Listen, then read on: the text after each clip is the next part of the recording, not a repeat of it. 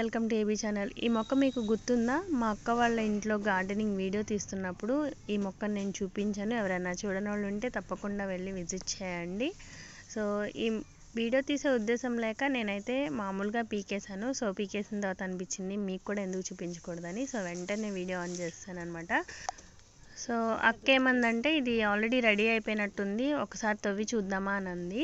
So నేనైతే ఎప్పుడు కూడా ఇలాంటివి హార్వెస్ట్ చేయలేదు. సో నాకు కూడా చాలా ఇంట్రెస్టింగ్గా అనిపించింది అండ్ మీకు కూడా చూపించవచ్చు అని చెప్పి నేను వీడియో కోసమైనా చేద్దామని చెప్పి నేనే మొత్తం తవ్వి తీసాను అనమాట.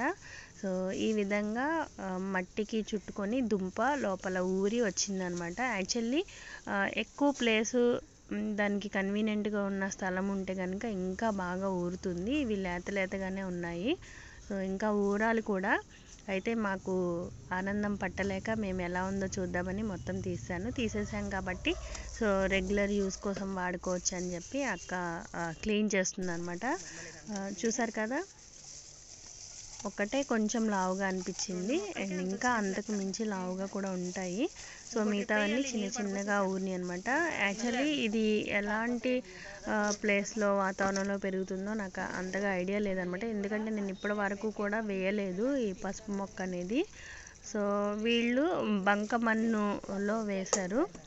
సో వాళ్ళ మట్టి దాన్ని బట్టి ఈ విధంగా అయితే వచ్చింది.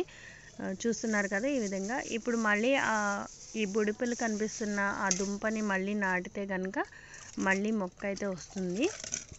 సో నెక్స్ట్ పంట కోసం ఒక 2-3 దుంపలను అయితే మళ్ళీ వేరుగా నాటుకుందనమాట అక్క.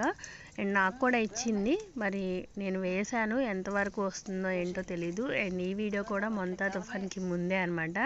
చెప్పాను కదా నా వీడియోలు ఎలా అయిపోయినాయి అంటే మొంతా తుఫాన్కి ముందు, మొంతా తుఫాన్కి తర్వాత అన్నట్టు అయిపోయినాయి. సో అప్పుడు తీసిన వీడియోలు ఇవన్నీ పోస్ట్ చేయడానికి టైం లేక ఇప్పుడు ఒక్కొక్కటి పోస్ట్ చేస్తూ వస్తున్నాను. సో చూస్తున్నారు కదా ఈ విధంగా అయితే నీట్గా క్లీన్ చేసుకుంది. అండ్ దీన్ని ఉడకపెట్టి పసుపు చేసుకునే ప్రాసెస్ కూడా వేరే ఉంటుందండి.